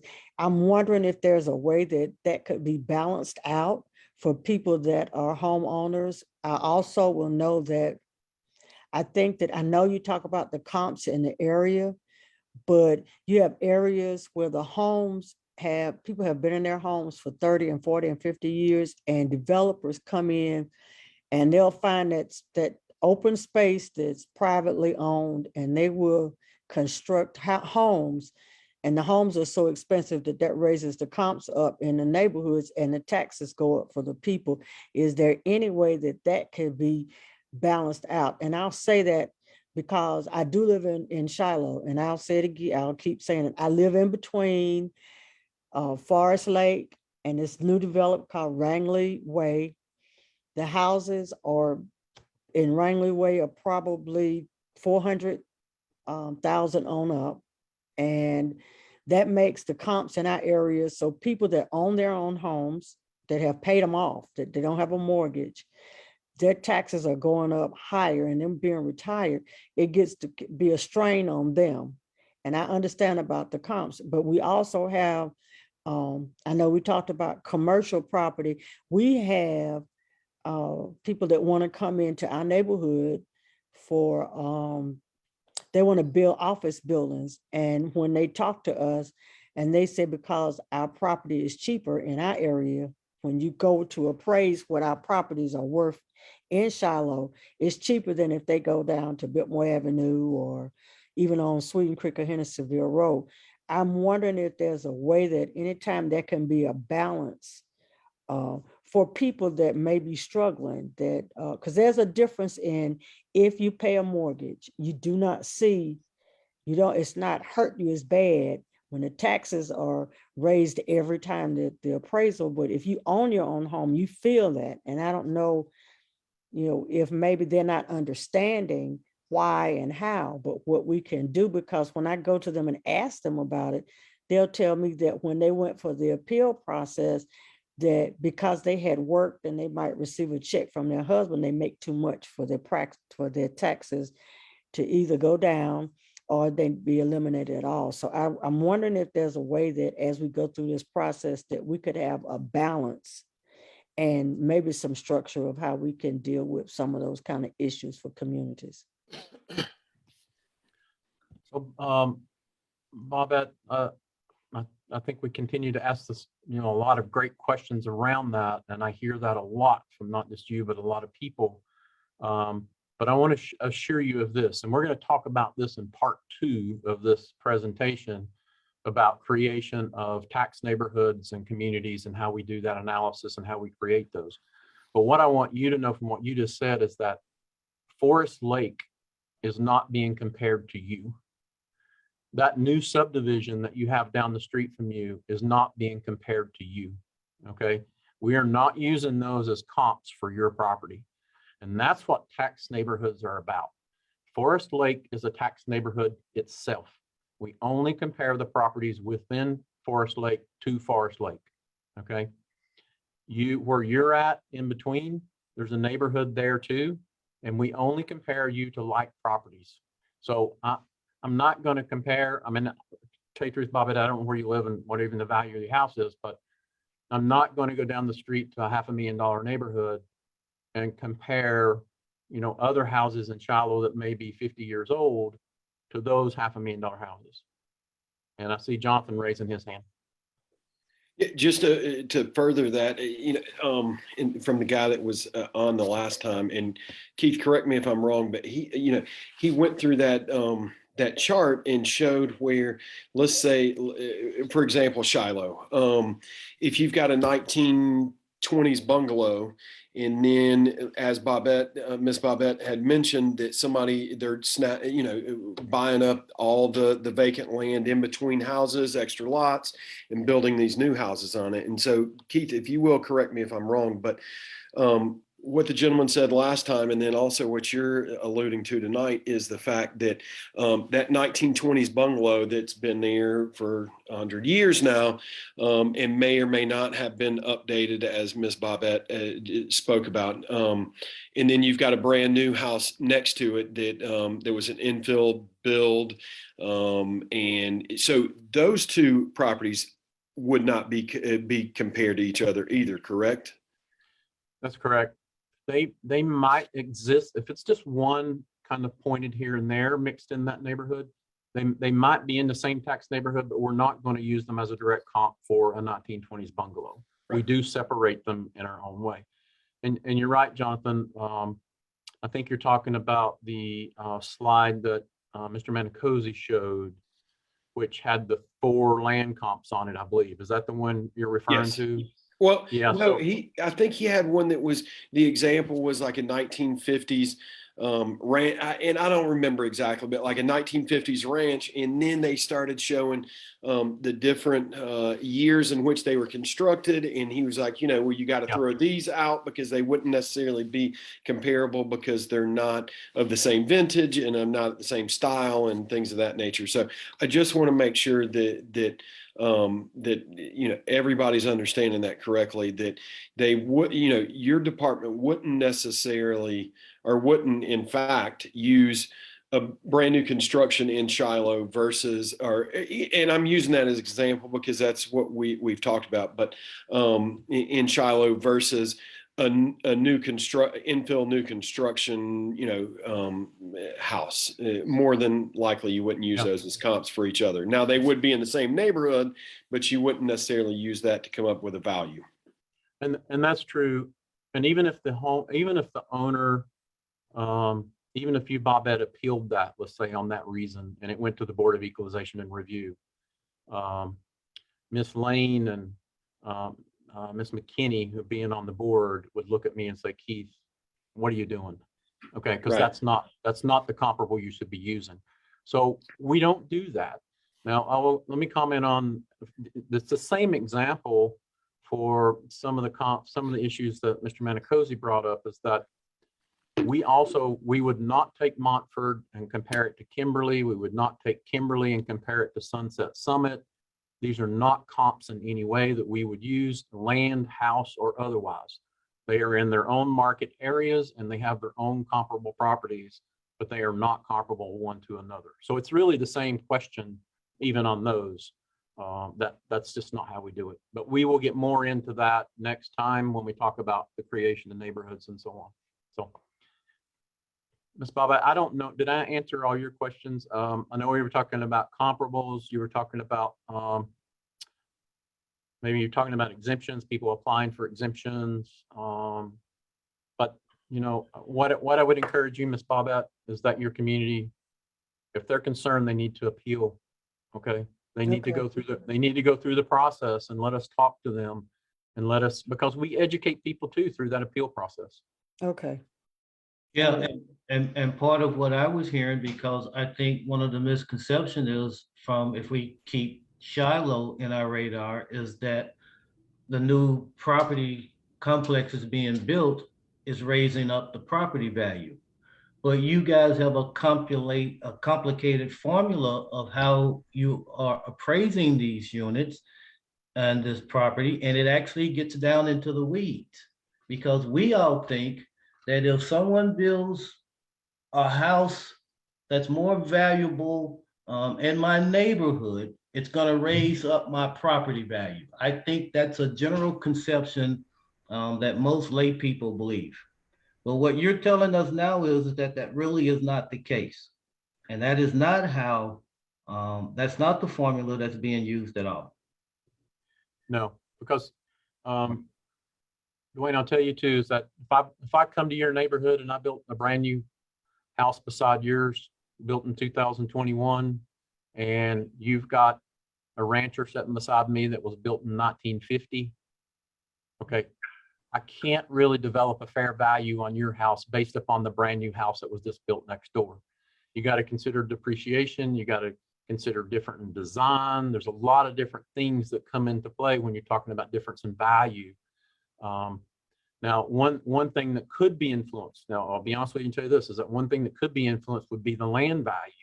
The land value could be influenced as lots sell because, you know, those are similar. So if a lot beside you sells, that could be used as a comp for your lot because we do arrive at land value and building value separately in the beginning, and then we put them together as one value.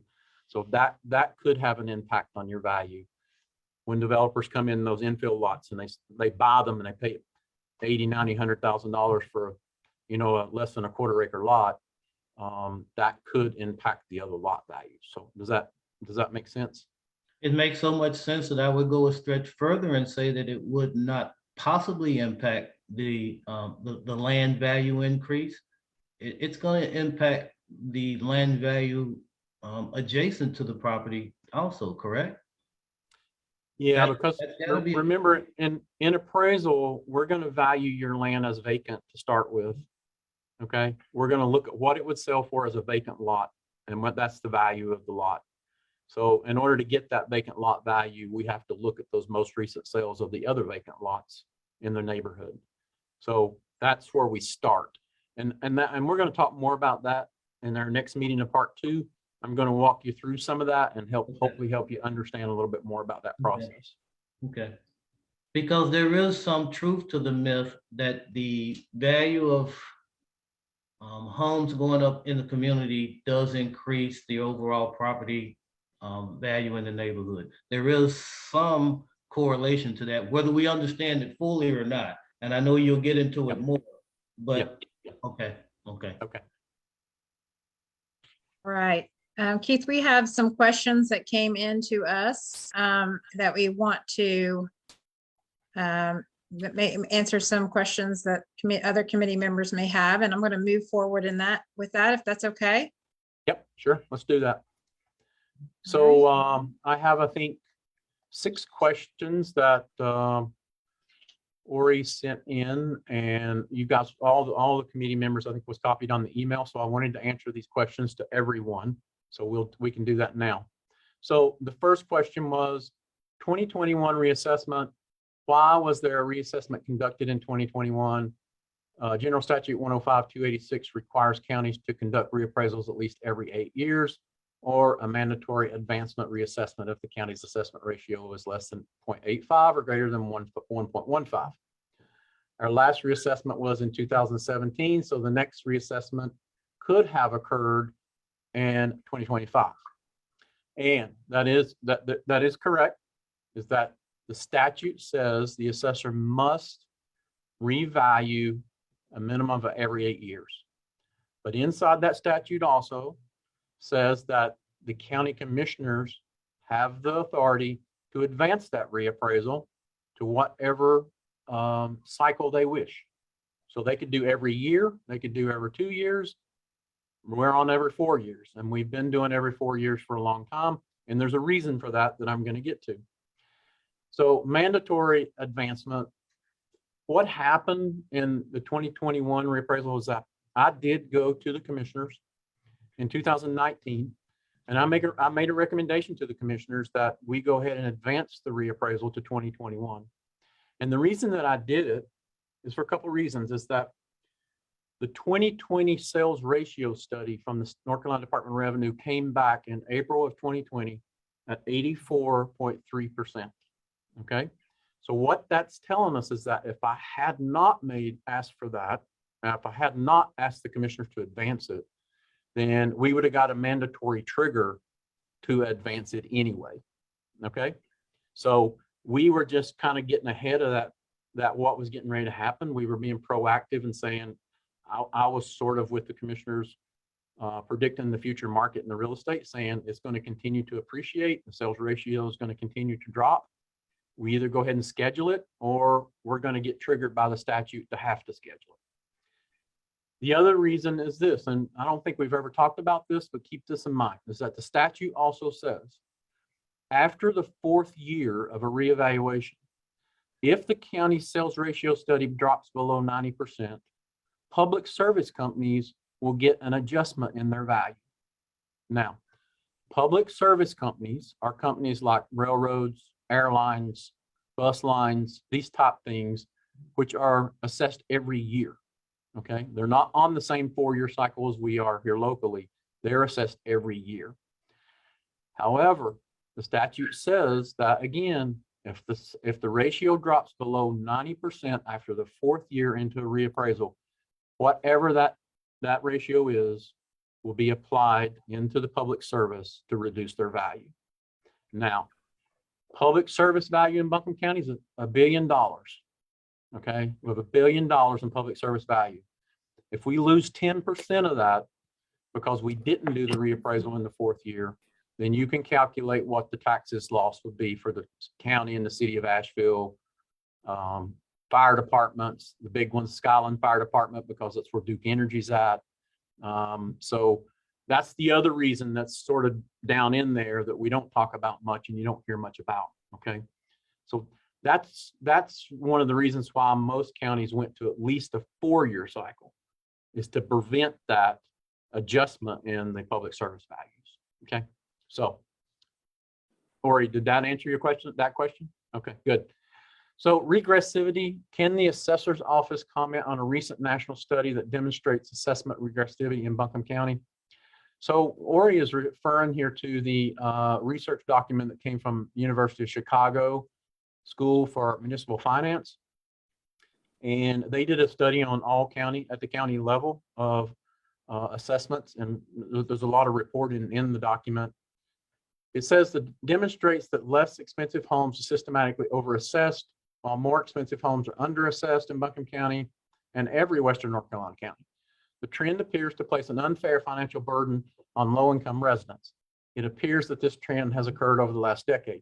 So Ori's asking me to offer a comment on this. Now, I have read the study. We have took the study and put it into our own analysis and rerun the study based on the same criteria that this study was done. And I will share some of that with you at our part 2 meeting. You're going to see some of that. The biggest issue that I had with the Chicago study was the data that was used, because they were using data that could have been in the 4th year of a reappraisal cycle. So you can't compare that 4th year of sales to current value in a 4th year, because you're not comparing apples to apples. If you truly want to do the study and really mean something, you got to do it as of January reappraisal date. Yes, Jonathan.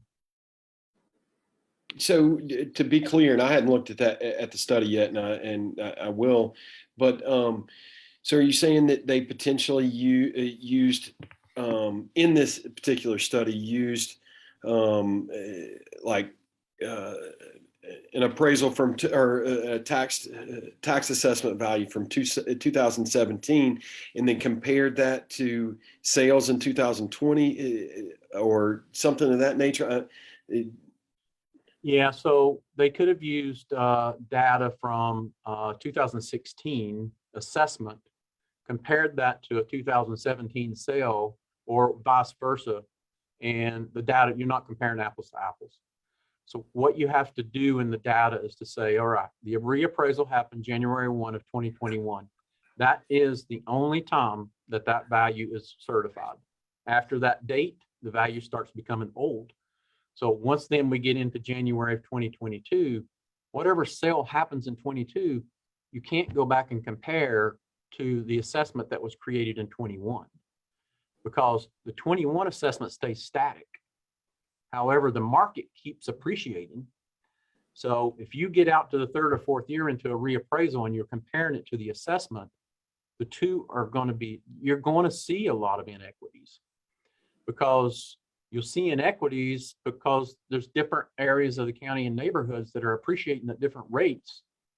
So if you look at that data, you're going to say, well, this one changed 20% and this one only changed 5%, blah, blah, blah. So that's the only thing that concerned me about the report, is that I was a little concerned about some of that data that was used in it.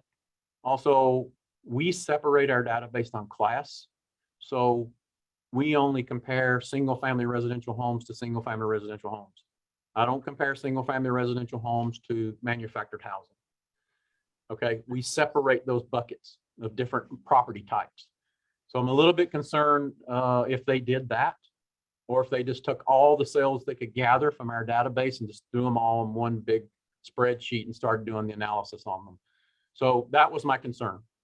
All right, number 3. Short-term rentals are short-term rentals classified as commercial or residential during the assessment process, and short-term is referring to Airbnbs or VRBOs. It says the International Association of Assessment Office Standard for Mass Appraisal encourages the income approach to value commercial properties. This suggests that the income generated for short rental properties should be factored into the assessment value, the same as hotels. Is this revenue accounted for in the reassessment? That revenue is not accounted for in the reassessment. No, these are not zoned as commercial properties. We do not have them classified as commercial properties, and we do not value them based upon the income approach. Now, there's 2 things that's lingering related to this, so the committee should know this. There is a case from Wilmington, North Carolina, that is currently at the appellate court about this situation. Okay, it's still there. The appellate court has not answered it yet. They have not given a dissent on it, or one way or the other. So that's still pending. So we don't know what the appellate court's going to say about that. The other one is there's House Bill 829, currently sitting at the North Carolina Senate. And that House bill says that we cannot have any list of these properties. We cannot ask these folks to be permitted or in any way report to us what they are doing. Go read the bill. I'm summarizing it, but that's kind of what the bill says. So that means that I cannot create a list of these properties in my database. Okay, I can't report on them, and therefore I don't know where they're at. I don't know. I'm not having any way other than permitting them like the city of Asheville does for homestays. I have no idea where these properties are located. Now, yes, it's been said, and the question's been asked, well, just go to VRBO, you can find them all. Well, I have a very limited amount of people here, and just the task to do that would be enormous. So I hope I answered that question, Ori. Okay.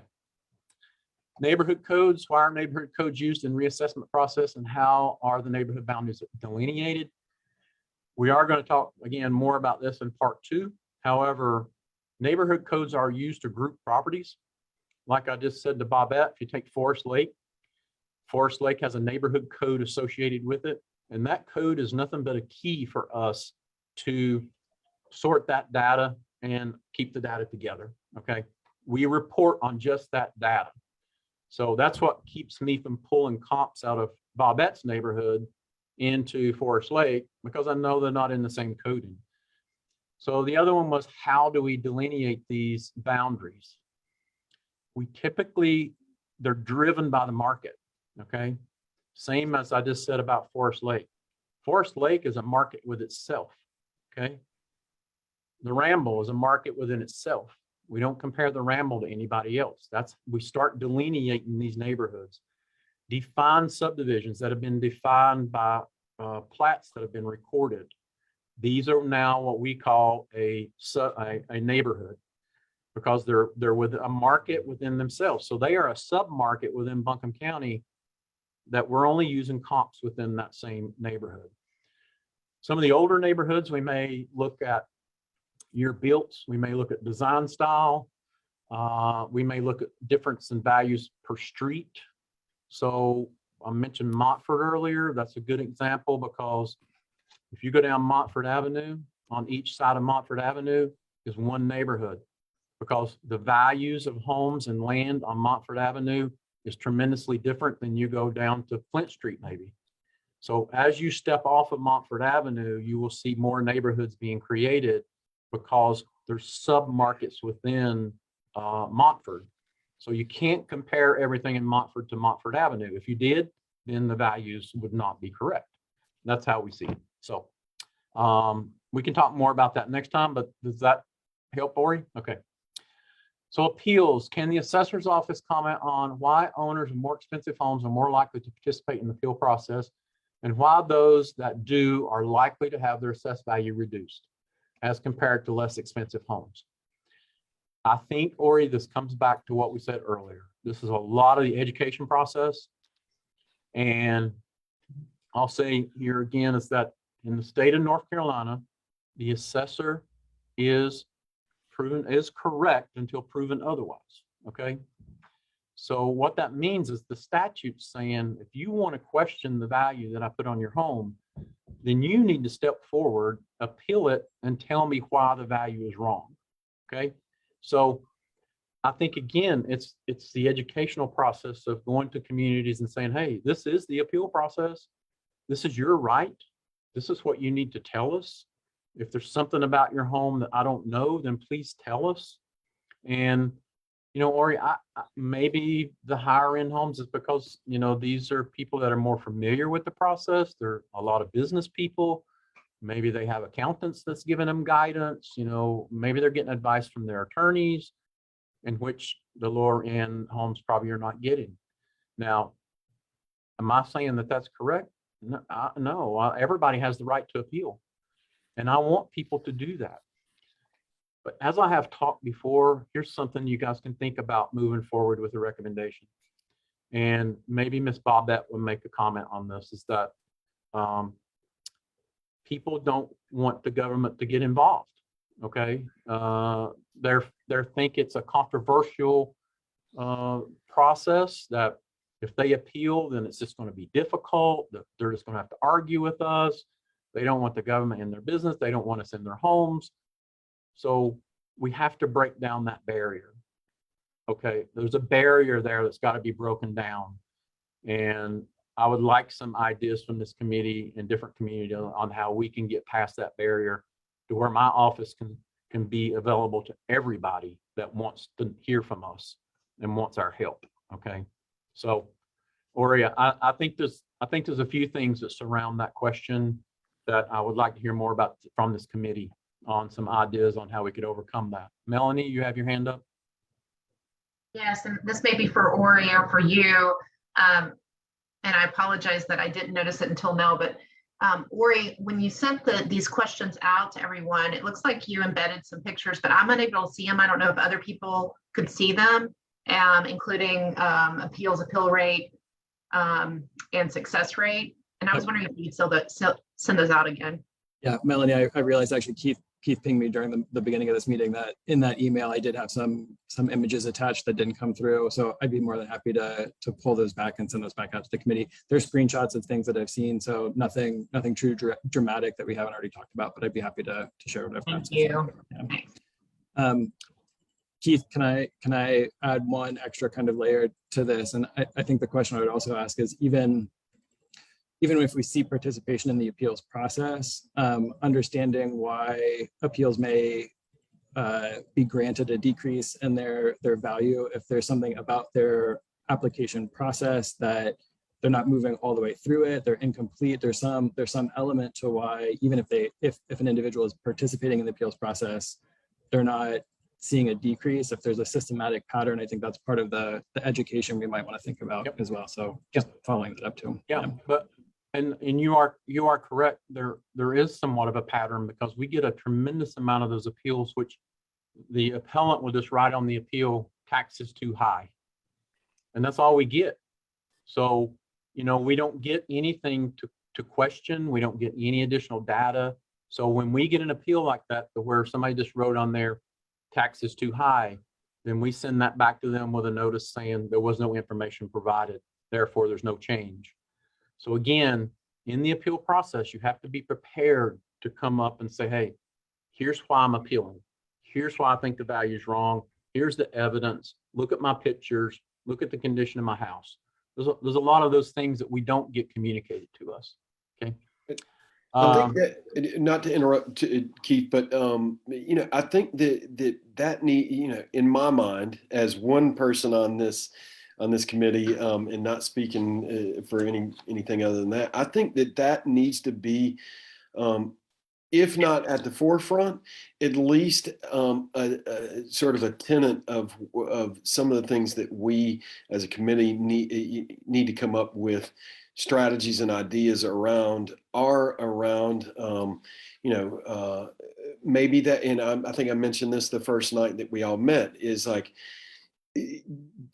partnering with the Realtor Association to say, hey, listen, can we, just like I think they've got like an attorney thing where you can call in and ask an attorney a question twice a year or something, and it's somebody from Pisgah Legal. And so I think that sort of needs to be an integral part to our strategies moving forward, is that we, I think you do, there's a education gap around this appraisal process and the appeal process. And if we can connect, if somebody, let's say somebody sends a letter in, like you were talking about, Keith, that it says tax is too high. Well, I know you guys can't do anything with that, and don't have the bandwidth to do something with that. But if that could be referred to somebody else or some other department, and then be put in contact with a realtor, with the Realtor Association that's raised their hand and said, yes, we would like to, we'd like to volunteer 1 weekend a month in order to help 5 people through an appeals process. And so I'm hopeful that this committee can sort of think outside the box on things like that would help folks if they do have an appeal and they need help making that appeal. They need help pulling the comps. They need somebody to come. They don't have a digital camera and need somebody to come take pictures in order to upload, to send to your office, Keith, or to help them because they don't have internet access in order to do the online. So I think some of those strategies we definitely need to talk about moving forward. So I'm hopeful this committee is open to some of those ideas. And so thank you for asking the question, Ori, and thank you for the response, Keith, with some of that. I think it's a great question. I appreciate your response, Jonathan, and I think you're right on target. Just a reminder real quick for Christina, I see it on her face. She's getting ready to shut me down. Remember, during the month of March, we're going to be every Saturday during the month of March, we're going to be in libraries around the county. We'll have staff there as a help desk to be able to do what you just said. I hope the citizens will respond. If the citizens don't respond, then, we may not do it again. It's one of those things that people got to come out if they want to have that support. Last question, real quick, Christina. Why are reassessments not conducted annually or at least more frequently than every 4 years? They can be, okay? If the county commissioners decide that's what they want to do, they can be. But keep in mind, there is an expense associated with reappraisals. So the more we do them, the more that expense goes up. Okay, so every year it is get expensive, but the commissioners have the authority to advance it to whatever cycle they wish to advance it to. Okay. Thank you, Keith. Yeah, if I can I appreciate the responses, Keith. So thank you very much. And thanks to the committee for allowing this space to happen. So I appreciate that. Yeah. Yes, it's been valuable. We have just a few minutes remaining. And we have we have the bylaws and we have a future agenda review. So I want to put it out to you all. We can move the bylaws over to the next committee meeting and wrap up on time, or we can just forge forward with these bylaws. Let me start with maybe asking, was there any edits, anybody that is saying, well, we need a complete rewrite, or any additions that you saw that needed to be included with the bylaws? This is Bobette. I thought that we were not going to do a chair or vice chair. That's the question. And I don't recall that we have decided to have a chair or vice chair either. So maybe if nobody has any opposition to it, we move this agenda item over to our next committee meeting. And so we can have a little little more thoughtful time on thinking through exactly what we want the bylaws to say. Would that be okay? Does anybody have any opposition to that? Okay, all right. Future agenda review, we just want to make sure we're on track with what you need from us. So February 9th will be Keith's department again, providing the part 2. And of course, if there's any questions that members have, please send them forward so Keith can include those in his presentation. And then on the 23rd, we'll have the survey findings, and we want to get all of that data out to you, because I know that the last time we met, we talked about there being 400 comments that you all need to look through. So we want to get that out to you, and so that you all can sort through that and hear from the community and what they're saying in that survey. A really good response to that survey is what we heard last time. So we want to make sure that you have all of that information as we move into our March through May sessions. We're also slated to hear Tom Tavit and around his data that he'll be providing that we'll hear from. He's committed to meeting in February at the second session. And then March through May, we're already hearing so many great ideas that are being generated just through these final few sessions.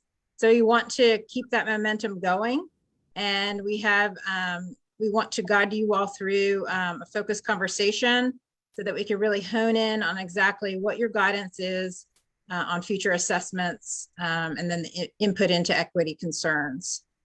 And then that recommendation submitted to the Board of County Commissioners. Does anybody feel like they need anything further out of any of these future sessions that we haven't captured? Any of the committee members? I feel like it's good. I'm sorry, I haven't figured out how to raise my hand on Zoom yet. So I'm a Google girl. There are some questions in the chat that we really do need to answer. I think some people are confusing. So like when Keith was talking about appeals, someone saying, it's an income thing. Well, I don't think it is, right? You have to invite you into the home. You have to look at what's going on, and then you can reassess. Like, we don't go into your house. And so if you're wanting to have a reduction, that's an income thing in terms of like paying less tax if your home is valued correctly. If it's not, then it's an appeal to kind of review your home in person, correct? You are correct, Brenda. The income, okay. The income is only associated with if you're filing for an exemption. Right. Okay. And that's the only time that your income is ever asked for. The first part of that question I can answer is that about condition. Okay, so as I've said, I don't know the interior condition. So if there is a condition problem, you should appeal it and tell us what that is. Correct. All right. So I'm not sure. I kind of know these people are asking the questions. So if we could answer them on public input back to them, if there's some help that's needed with that, just let me know. Yeah, Max, can we capture those comments and get a response? So I put it in chat. The comments will always be there no matter what meeting. You can see what date is associated with each question, but I encourage the committee to go to public input even during these meetings if you have the bandwidth to do it, because these comments come in live. Are we able to answer the comments? Yep, I've been responding to them all night. Okay. Matt, you're more high tech than I am. Yeah. So we'll capture those and make sure that we get those questions responded to, Brenda, as to respond to your concern there. We are at 3 minutes over, and this would conclude our session for today. Any final thoughts or questions before we conclude? No, just appreciate all the presentations. Very good information. I will send this presentation back out to the committee members so that you can have it in your hands as well. Thank you. All right. Thank you so much for your time this evening. We appreciate it Have a good evening. too. Thank you all. Good night. Good night. Good night.